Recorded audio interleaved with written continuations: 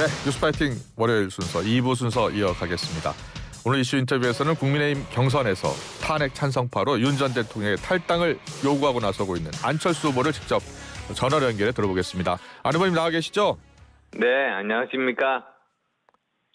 여보세요? 네, 안녕하십니까? 네, 안녕하세요. 네, 네, 오늘과 내일이네요. 이제 국민 여론조사요? 그렇습니다. 네, 어떻습니까? 지금 분위기를 어떻게 읽고 계세요? 4강에 들 자신 있으십니까? 예, 물론 자신 있습니다. 예. 4강이 아니라 제가 국민의힘 후보가 될 겁니다. 아, 사실 어제부터 제가 대구에 와 있습니다. 그렇군요. 근데 예. 정말 여러분들 만나 뵙는데 예, 저녁 때까지 정말 반응이 뜨겁습니다. 그래요. 예. 그래서 안철수 후보가 정말 되어야지 이재명을 이길 수 있을 거라고 예. 전략적인 선택을 할 거라고 그런 말씀들 많이 해주십니다. 아, 그렇군요. 안 후보가 돼야 한다. 전략적인 투표가 필요하다라는 이야기를 하셨다고요? 예, 예, 알겠습니다. 그 다른 후보들과의 차별점, 안 후보님만의 강점이 있다면 뭐가 있을까요? 뭐 말을 하다 보면 너무 많을 것 같아가지고요. 너무 많다고요? 몇 예. 가지만 줄여서 예, 몇 가지만 이야기해 말씀드리겠습니다. 주세요. 예. 첫 번째는 뭐 도덕성에 대해서는 말할 필요도 없이 차이가 많이 나고요. 예. 그다음에 두 번째로는 저는 여러 가지 전문성이 있습니다. 네. 뭐 의사에다가 과학자에다가 경영자에다가 교수에다가 예. 뭐 이러니까 예. 이런 AI 시대를 이끌어 나갈 전문성이라든지 예. 또는 의사로서 의료 대란 해결 같은 그런 부분들 제가 제일 잘할 수 있고요. 예. 세 번째로는 중도층의 지지를 이끌 수 있는 후보라는 점이 굉장히 큰 저는 장점이라고 생각합니다. 예. 그다음에 또 네 번째로는 지금 세계가 과학기술 패권 전쟁 시대 아니겠습니까? 예. 그래서 지금이야말로 과거를 다루는 법조인이 아니고 예. 미래를 다루는 사람이 과학자고 경영자입니다. 네. 미국도 지금 보면 그렇게 뭐 대통령 일론 머스크 이렇게 있지 않습니까? 예. 그런 것처럼 지금 시대는 이런 과학자나 경영자가 필요한데 네. 저를 빼놓고는 대부분이 법조인 문과 출신 후보들이라고 그래요? 그렇게 말씀을 드립니다. 예. 그리고 뭐 마지막으로 말씀드리면 네. 저는 말이 아니라 행동으로 보여주는 리더십을 가지고 있다 보니까 네. 아마 대구 코로나 때 제가 목숨 걸고 의료 봉사해온 일 대구 예. 분들 다 기억하시라고 그렇게 믿고 있습니다. 예. 기억이 납니다. 그때 의사복 입고 이렇게 지원하셨었죠. 예. 그렇습니다. 네. 알겠습니다. 그런데 안 의원께서 지금 8명의 국민의힘 경선 후보 가운데 유일하게 윤 전 대통령의 탈당을 직접 요구하고 나선 거잖아요. 예. 윤 전 대통령이 탈당을 해야 하는 이유는 어디에 있습니까? 저는 민주당 전략 때문에 그렇습니다. 예. 사실 민주당이 지금 이번 대선을 어떻게 치르려고 하고 있느냐? 예. 그거는 이재명 대 윤석열로 치르려고 하고 있는 겁니다. 그래서 예. 거기에 그 덫에 빠지면 안 된다는 뜻에서 그렇게 말씀드렸습니다. 예. 그래서 빨리 이 구도에서 벗어나가지고 예. 이재명 대 우리의 참신한 후보로 이렇게 서로 대결을 해야지 네. 우리가 승리할 수 있다. 예. 그런 뜻으로 드린 말씀입니다. 그렇군요. 그렇다면 다른 후보들은 왜 윤 전 대통령의 탈당을 요구하지 않고 있는 걸까요? 다른 후보들은 아마도 그런 생각을 못하고 있거나 예. 또는 지금 보면은 탄핵 자체를 반대를 하고 있지 않습니까? 예. 저는 이해가 안 가는 게 예. 탄핵을 반대를 하면은 이번 대통령 선거 자체를 반대를 하고 보이콧을 해야 되는 사람들인데 예. 오히려 탄핵을 반대를 하면서 이번에 후보로 나온단 말이죠. 예. 그래서 이거 자체가 예. 국민들이 보시기에도 이해가 안 갈 겁니다. 너무나 지나친 모순 아니겠습니까? 예. 지금 나경원 후보 같은 경우에는요. 안철수 후보를 직접 겨냥했더라고요. 정광훈당 가라 이런 발언을 했어요. 안 후보는 남의 둥지에 알 낳는 뻐꾸기다. 당 떠나라라고 했는데 어떻게 들으셨어요? 지난 3년간 여당 후보가 되게 만든 예. 사람이 누굽니까? 예. 바로 접니다. 예. 저는 정권 교체를 완성을 시켜가지고 네. 우리 당이 여당이 되게 만들고 예. 우리 당이 여당으로서 일을 할 수 있게 만든 그런 후보 아닙니까? 예, 또 혜택을 예. 받은 사람이 또 나경원 후보 아니겠습니까? 예, 예. 거기에 대해서 그래도 감사하다는 마음은 조금이라도 가지실 줄 알았습니다. 예. 안철수 후보가 먼저 나경원 후보한테 정광훈 당 가라라고 하신 거죠. 네, 그렇습니다. 그 정광훈 당 가야 하는 왜 나경원 후보가 정광훈 당 가야 된다고 보시는 거예요? 지금까지 행보들을 보면은 예. 탄핵을 계속 반대하고 이 전광훈 그 목사와 함께 예. 이렇게 행동을 하면서 거의 헌법재판소 판결이 나기 전까지 계속 같이 활동을 했지 않습니까? 예, 예. 그래서 드린 말씀입니다. 예. 정광훈 목사는 국민의힘 후보가 당선이 되면 안 된다면서 본인이 직접 출마할 가능성을 내비치던데요? 그게 저는 굉장히 뭐라고 할까요? 잠깐만요. 예. 죄송합니다. 괜찮습니다. 괜찮습니다. 목소리가 좀 약간 예. 저 사실은 이게 잘못되면은 오히려 사실 비상계엄 옹호하고 미화하고 헌법재판소 판결을 정광훈 목사가 지금까지 부정하셨죠. 예. 예. 그래서 저는 이 정광훈 목사가 만드는 당이 자유민주주의 정당이라고 부를 수가 없다고 봅니다. 네. 근데 우리 국민의힘은 자유민주주의 정당이거든요. 예. 정말 헌법과 법치주의, 헌정질서 이걸 가장 중요하게 생각하는 그런 정당인데 예. 전혀 그 성격이 다른 그런 정당입니다. 그래서 예. 만약에 이걸 부정한다면 그러니까 아까 나경원 의원 말씀도 하셨습니다만 예. 이걸 부정하고 정광훈 목사와 함께 이렇게 다니는 그런 분들은 차라리 정광훈 목사 당으로 가시라 그렇게 말씀드린 겁니다. 차라리 거기 가서 경선을 치르라라고 말씀을 그렇습니다. 해주신 거예요. 예, 알겠습니다. 그러면 윤 전 대통령이 만약에 탈당을 한다면요? 그렇다면 구도가 바뀌고 그럼 국민의힘 후보가 이재명 후보, 야당 후보 지금 민주당 후보를 이길 수 있다고 보시는 거예요? 그것만으로는 안 됩니다. 예. 사실은 그것만으로는 부족하고 우리 당이 그 계엄 옹호당이 되어서는 안 된다는 그런 전제 조건이 있습니다. 그래서 지금 국민 60% 이상이 계엄에 대해서 반대를 하고 있거든요. 그러니까 이번에는 계엄을 옹호하는 정당은 도저히 승리할 수 없는 그런 대선입니다. 따라서 이런 계엄을 옹호했던 그런 후보들이 아니고 제가 대표 후보가 되어야지 중도층이라든지 청년들 마음을 얻어서 이길 수 있다 이렇게 말씀드립니다. 네. 그런데 안 후보께서는 한동훈 후보에 대해서는 조선제일검 한동훈 이재명의 가장 쉬운 상대라고 하셨어요. 무슨 뜻입니까? 지금까지 8.7년 체제 이후로 항상 그 다음 대통령은 그 전 대통령과 다른 이미지의 사람을 뽑았습니다. 그런데 이번에는 정치 경험이 부족한 검사 출신의 대통령이 3년 집권한 이후에 열리는 보궐선거 아니겠습니까? 그렇게 되면 국민들이 같은 성격의 검사 제2정권을 다시 뽑지는 않을 거다. 저는 그렇게 판단해서 드리는 말씀입니다. 알겠습니다. 당내 경선 후보들 가운데 가장 경쟁력 있고 견제가 되는 후보는 누구예요? 모두 다 그 여러 가지 면에서 여러 가지 경륜들이 많지만 그 뭐라고 할까요? 저는 제가 제일 경쟁력이 강하다 이렇게 말씀드립니다. 안 후보가 제일 경쟁력 강하다. 네, 그렇습니다. 그리고요. 그 다음은요? 그 다음은 글쎄요. 거의 저는 비슷하다고 봅니다. 왜 그러냐면 새 후보 중에서 내 후보 중에서 저 보면은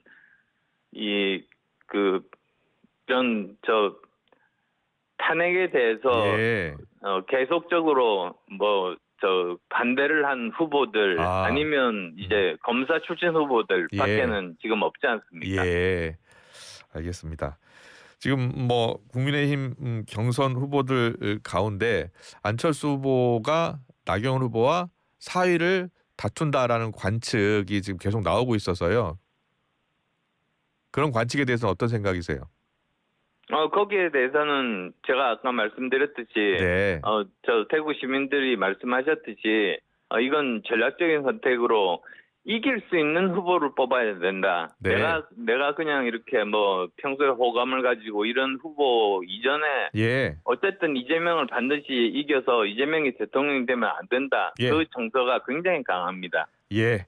자, 이제 윤석열 전 대통령 탈당으로 안 된다라고 말씀하셨기 때문에 그럼 빅텐트 이야기 해볼게요. 이준석 후보와의 연대 가능성은 어떻게 보세요? 저는 어떤 개인에 대한 호불호가 아니라 네. 정말 시대 과제를 해결을 하고 또 대한민국 미래를 위해서는 이재명 후보에 반대하는 모든 사람들이 함께 해야 된다고 봅니다. 예. 그래서 예. 누구도 배제할 생각이 없다는 점 말씀드리고 싶습니다. 예. 누구도 배제할 수는 없다. 그러면 한덕수 대행이 만약에 출마한다면은요? 근데 한덕수 대행은 저는 네. 조금 곤란하다는 생각을 하고 있습니다. 그래요? 어떤 점에서요? 사실 왜 그러냐면 지금 현재 대한민국이 헌정이 중단된 상태고 네. 민생 경제가 파탄이 나 있고 거기다가 또 미국의 관세 문제를 포함한 외교 문제가 굉장히 많지 않습니까? 예. 그런데 이럴 때 정말 대통령 권한 대행이 없이 예. 일 처리를 하는 것은 불가능합니다. 네. 그래서 오히려 정말로 중요한 이런 일들을 맡아서 하시고 네. 대선 출마는 정말 바람직하지 않다. 예. 국정에 전념해 주시기 바란다. 그렇게 말씀드리고 싶습니다. 예. 그런데 어제도 그랬고 인터뷰 보니까 계속 노코멘트라고 이야기하고 있고요. 예. 그리고 출마 가능성을 계속 열어두는 그런 행보를 계속하고 있어서요. 근데 지금 미국 같으면 네. 미국 대통령은 임기 4년 중에서 6개월 정도를 전 세계 각 나라의 그 정책들을 입안을 해서 그걸 거의 확정을 시키고 4년 내내 이제 그 정책을 유지를 합니다. 그렇군요. 그런데 그러면 우리가 지금 3개월을 까먹었지 않습니까? 예. 사실 민주당이 국익에 엄청나게 그 손실을 보게 했는데요. 네. 한덕수 권한 대행이 일을 석 달 동안 하지 못해서 이제 남은 기간이 석 달밖에 없습니다. 예. 그래서 예. 만약에 하루에 관세를 1%라도 낮춘다면 네. 그 액수가 어마어마하지 않습니까? 지금 그 일에 집중을 해야 될 때다. 저는 그 말씀 드리는 겁니다. 네. 잘 들었고요. 이재명 지금 전 대표가 만약에 대선에서 승리한다면 대한민국이 전체주의 국가가 될 수도 있다라고 하셨어요. 어떤 이유 때문입니까? 지금 현재 이재명 민주당을 봐도 아시지 않습니까? 그냥 한마디 명령에 따라서 모든 당이 거기에 따라서 움직입니다. 예. 그렇게 되면 국회도 결국은 다수당이니까 그렇게 움직일 테고 예. 거기에다가 국회의 권력뿐만 아니라 대통령 권력까지 가지면 이제 거부권 같은 게 아무 소용이 없게 됩니다. 예. 그렇게 되면 우리나라 전체가 그냥 이재명 혼자서 모든 결정을 다 하게 되는 거죠. 예. 그래서 5년 후에 정말 우리가 어떤 나라에 살게 될지 정말 두렵습니다. 예. 지금 모든 국민의힘 후보들이 이재명 전 대표 때리기에 나서고 있거든요. 그래서 이런 전략들이 오히려 대선 때는 불리할 수도 있다라는 지적도 있어요. 저는 후보들 중에서 몇 안 되는 정말 10대 공약부터 해서 AI 공약부터 해서 모든 공약들을 다 계속 발표하고 있는 그런 후보입니다. 예. 왜냐하면 지금 아까도 말씀드렸듯이 지금은 과학기술로 세계의 패권을 가질 수 있는 시대이고 지금 미국과 중국이 이 문제에 대해서 굉장히 경쟁을 하고 있기 때문에 우리가 살아남기 위해서도 정말 과학기술을 발전시키는 것이 필수다 이렇게 말씀드립니다. 네, 잘 들었고요. 윤어게인 신당과 관련해서 좀 물어볼게요. 윤어게인 신당 추진 관련해서요. 윤석열 전 대통령이 그 관련한 김계리 변호사와 만나서 식당에서 만나는 지금 사진이 공개가 됐거든요. 어떻게 보고 계세요? 그러니까 처음 이야기가 나왔을 때 사실은 저는 보고 결국은 뭐 사라질 의미 없는 해프닝으로 봤습니다. 네, 네. 이게 왜 그러냐면 뭐 아시지 않습니까? 대다수 국민들 눈높이에도 별로 맞지도 않고 호응도 받을 수 없다. 저는 그렇게 생각했습니다. 그리고 지금 만약에 또 뭐 그런 시도를 해서 만약에 창당이 된다고 하더라도 가정을 하더라도 그러면 그게 대선에 개입한다는 뜻인데 그렇게 되면은 오히려 보수가 분열이 돼서 확실하게 패배하고 국민들 공감을 얻을 수 없을 겁니다. 윤 전 대통령을 직접 만나서 탈당을 설득하실 생각도 있나요? 그 부분에 대해서는 이제 본인 선택을 존중합니다. 우선은 본인이 선택을 하는 것이 저는 제일 바람직하다고 생각하고요. 그래도 그 일을 하지 않으신다면 제가 당선이 되고 난 다음에 부탁드리겠습니다. 자, 지금 8명의 국민의힘 경선 후보들 가운데 탄핵 찬성파라고 하면은 한동훈 후보와 지금 안철수 후보 이렇게 두 사람을 꼽잖아요. 1차는 저 혼자였죠. 2차부터 참여를 한동훈 후보가 했었죠. 근데 이 한 후보에 대해서 의원이나 지자체 단체장 먼저 정치 경험부터 쌓아야 한다라고 하셨더라고요. 그 이유가 저도 그 경험을 겪었습니다만 처음에는 정치가 어떤 식으로 움직이는지 아무래도 잘 모르지 않습니까? 그래서 이제 뭐 윤석열 대통령께서도 처음에 그렇게 의도는 안 했겠죠. 그렇지만 여러 가지 정책적인 실수를 하셨습니다. 그래서 저는 당의 귀중한 자산이기 때문에 이 한동훈 후보도 어느 정도 정치 경험을 한 번은 한 다음에 대선에 나오는 것이 좋겠다. 다음 후보도 또 후보군도 그렇게 많지가 않은 그런 상황이니까 훨씬 더 또 바람직하다 이렇게 생각합니다. 안철수 후보가 국민의힘 후보가 됐을 경우에는요. 국민의힘 내에 탄핵에 반대하는 의원들도 있고 지금 후보들도 있잖아요. 어떻게 같이 갈 수 있을까요? 저는 설득을 할 생각입니다.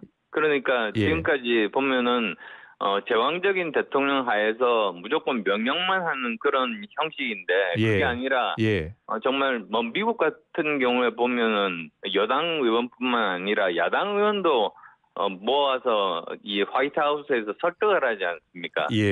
그런 것처럼 함께 이렇게 설득하는 정치 그리고 또 그 여러 가지로 거기에서 타협을 하고 협상을 하고 결국은 함께 결론을 내는 그런 정치를 저는 할 겁니다. 만약에 다른 후보, 특히 탄핵을 찬성하는 후보가 국민의힘 후보가 된다면은요, 어떻게 지원하실 생각인가요? 탄핵을 찬성하는 후보가 저는 당선될 가능성은 없다고 생각합니다. 왜냐하면 지금 현재 뭐 여론조사로도 나와 있듯이 탄핵을 찬성하는 그러니까 오히려 탄핵을 제가 잘못 말씀드렸습니다. 탄핵을 찬성하는 후보만이 이제 이 대선에서 당선될 수 있지 않습니까? 그래서 탄핵에 찬성하는 후보가 지금 이제 그 후보군들 중에서 그래도 메이저 5라고 이렇게 말씀을 드린다고 이렇게 보면은 저하고 한동훈 후보 두 사람 정도입니다. 맞습니다. 두 사람 정도니까 이제 뭐 그 후보와는 뭐 여러 가지로 여러 가지 교감되는 부분들이 많을 것 같습니다. 그래서 제가 당선이 된다면 이제 그분에게 여러 가지 재능들이 있으니까 그분을 제대로 기용하고 그렇게 쓰겠습니다. 마치 링컨 대통령이 팀 오브 라이벌스라는 게 있었거든요. 그런 것처럼 같이 하겠습니다. 알겠습니다. 오늘 이슈 인터뷰 잘 들었습니다. 지금까지 안철수 예비후보와 함께했습니다. 고맙습니다. 네, 감사합니다.